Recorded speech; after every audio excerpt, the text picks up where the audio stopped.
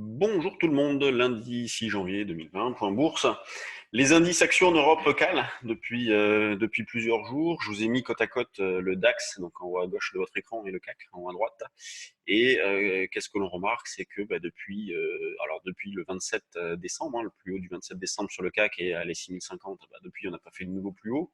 On est même revenu sensiblement en arrière. Le plus haut sur le DAX a été atteint un petit peu plus tôt, le 13 décembre, avec les 13 450. Là, on est justement 450 points plus bas sur le DAX. Donc, les indices se calent, mais pour l'instant, il n'y a pas de relais à la baisse. On voit que dès qu'il y a eu des replis, à l'image de ce qu'on a eu donc en fin d'année dernière ou en début de celle-ci, notamment quand on a tenu sur les 5990 vendredi. Bon, pour l'instant, le marché tient plutôt pas mal. On continue d'acheter sur des retracements. Ce matin, moi, j'avais proposé 73 sur le trade du jour, euh, en considérant que c'était un niveau correct d'achat. Ce qui est un petit peu plus embêtant, c'est l'ambiance générale, car comme je vous le disais la semaine dernière, sur le fond, la situation n'est vraiment pas saine, car on assiste donc à une montée en puissance d'un optimisme déraisonnable.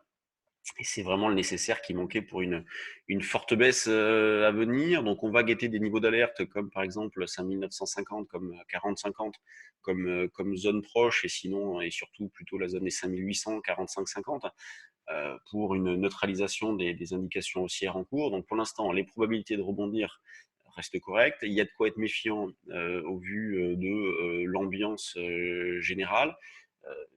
C'est sûr que sur les puts synthétiques, bon, c'est la situation idéale, hein, où on a de la volatilité et des marchés qui retracent. Et en ce qui nous concerne, et en ce qui me concerne, moi directement, j'avais vendu vendredi, enfin pas vendredi, jeudi soir sur 6050. J'ai pu me racheter sur 6000 le lendemain matin. Vendredi dans la reprise, alors j'ai pas vendu au plus haut, hein, j'ai vendu sur 6015-20, racheté en partie sur 5985, et je suis placé jusqu'à 5950 pour des niveaux proches de rachat.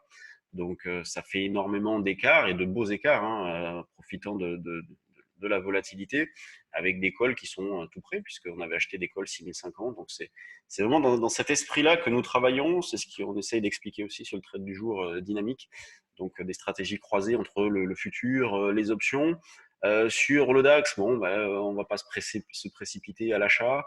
Vous voyez, la zone des 900-950 éventuellement, mais vous voyez, avec une baisse de 1,40, ça veut dire que si on allait chercher 900-950, ça ferait une baisse qui commencerait à être importante, et donc des probabilités de rebondir qui diminueraient. Donc, on peut très bien attendre un signal technique, et pour ceux qui les connaissent, notamment le signal DMI moyenne mobile. Sur le CAC, si vous voulez pas vous prendre trop la tête, eh bien, vous pouvez acheter des turbocalls. Vous voyez, vers 5000, dans la zone 5950, 5960, eh bien, vous pouvez acheter du 800, faut prendre celui-ci, par exemple, vous voyez, 835. Nous, comme on fait une petite articulation par rapport à cette zone de 5850, vous pouvez prendre une barrière de désactivation qui est sous ce niveau-là, considérant que si ce niveau-là est cassé, eh bien, c'est plus la peine d'être acheteur. Donc, le turbocall serait désactivé. L'eurodoll, lui, a fini par revenir en arrière. Donc, on est allé chercher la résistance 1,1240-50 qui était parfaitement validée. Derrière, on est bien revenu en arrière parce qu'on est revenu sur les 1,1120. Là, donc, à 11,67 sur l'eurodoll. L'idée, c'est de vendre vers 1,1190, 1,12. Vous voyez, cette zone-là pour jouer un retour justement sur un 11,60, voire pourquoi pas un 11,20-30. Le niveau d'information reste 1,1240-50 franchi. Donc, vous voyez, quand on était, alors parfois on peut être loin, hein, des niveaux de retournement. Là, on en était tout près. Donc, ce qui faisait que on avait des probabilités de réussite qui étaient intéressantes, et surtout une perte potentielle extrêmement faible. Donc, c'est vraiment intéressant à jouer ces situations-là. Mais quand on propose des niveaux de retournement, c'est pas nous qui imposons des niveaux au marché, on lit le marché, et ensuite on est plus ou moins proche de ces niveaux-là. Parfois c'est loin, comme sur le CAC en ce moment.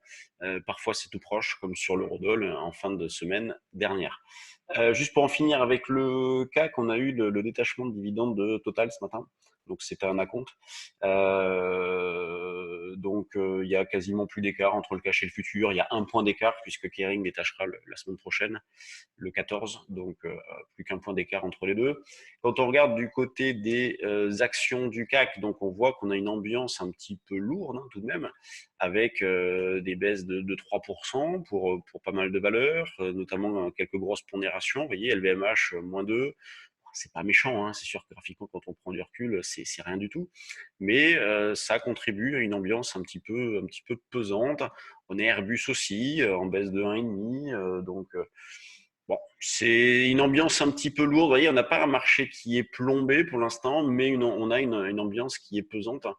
Et ce qui ressort tout de suite, vous voyez, quand on les classe comme ça par variation, vous avez deux des trois plus grosses pondérations du CAC qui sont les plus fortes hausses. Et total 1,7 avec un gap à la hausse. Sanofi qui fait également un gap et qui a quasiment ouvert au-dessus de ses plus hauts récents. Donc ça, c'est quand même à noter. Donc un soutien de poids, puisque les deux grosses pondérations se comportent plutôt bien. C'est ce qui explique d'ailleurs la divergence entre le CAC et le DAX. Vous voyez, vous avez un CAC qui perd 1, le DAX à 1,5. Et vendredi, c'était flagrant cette divergence entre les deux, puisqu'on a le CAC qui a terminé proche de l'équilibre. Et pendant ce temps-là, le DAX, lui, a terminé en repli d'1,5.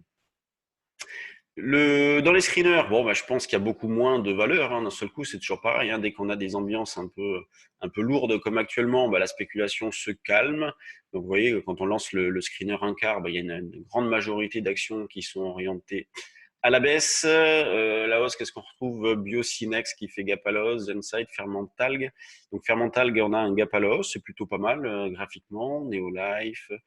Donc bon, bah, c'est sûr que ça donne pas tellement envie hein, d'acheter des mid et small dans l'ambiance actuelle. Nous, on continue de dérouler notre scénario de fond de put synthétique, c'est-à-dire de hausse heurtée et à un moment donné, ça finira par retracer. Donc on s'inscrit dans cette logique-là. Donc on fait des écarts sur une bonne partie de la position pour justement accompagner la hausse. Et puis on peut laisser porter un petit sol de vendeur. Et de toute façon, le risque est fermé grâce aux achats de call. Donc si vous voulez rentrer un petit peu plus dans le détail de ces stratégies-là, en savoir un petit peu plus et trader avec nous, n'oubliez pas, jeudi, donc jeudi là, des trading live mensuels, donc c'est reparti hein, pour cette nouvelle année, on continue. Je sais que vous appréciez bien, je trouve que c'est un exercice, c'est un très bon exercice et c'est un très bon moyen pour partager une matinée de trading avec nous, nous voir bosser, voir comment des professionnels interviennent sur les marchés. Donc c'est vraiment du concret, vous voyez notre compte, vous pouvez nous poser des questions. Donc c'est assez sympa, c'est jeudi, donc de 9h à midi sur inscription. Allez, sur ce, moi je vous laisse. Donc sur le trade du jour, on a été fait hein, sur 70, j'ai proposé l'achat. On va pas hésiter à scalper vu l'ambiance. Allez, bonne journée à tous, à demain.